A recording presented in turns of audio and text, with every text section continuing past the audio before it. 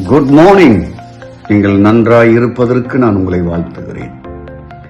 முடியாது என்ற எண்ணம் வரும்பொழுது ஒரு சிறிய எளிய சிந்தனையுடன் தேவன் உங்களை கருவியாக பயன்படுத்த, தேவனே என்னால் முடியும், நான் உம்மை நேசிக்கிறேன் என்று சொல்லி பாருங்கள்.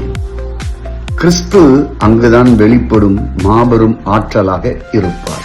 மனைவியை கடைக்கு அழைத்து செல்ல வேண்டும், ஆனால் முடியாத நேரம்.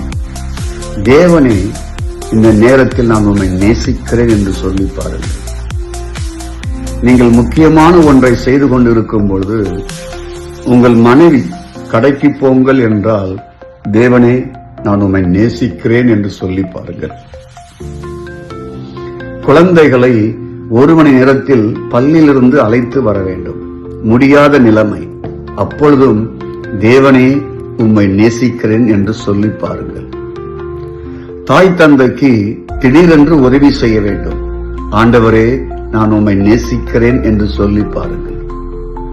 பரம எதிரியை நீங்கள் சந்திக்கும் நேரம் வந்துவிட்டது. முகத்தை திருப்ப வேண்டும் அல்லது வேறு வழியாய் செல்ல வேண்டும். ஆனாலும் நான் திருப்ப மாட்டேன், ஓட மாட்டேன், தேவனே உம்மை நேசிக்கிறேன் என்று சொல்லி பாருங்கள்.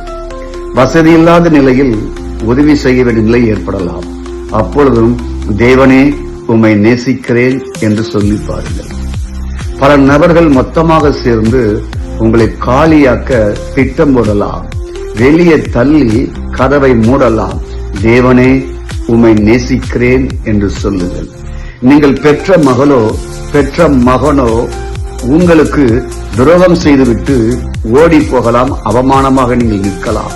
அப்பொழுதும் சொல்லுங்கள், தேவனே நான் உம்மை நேசிக்கிறேன் என்று சொல்லுங்கள்.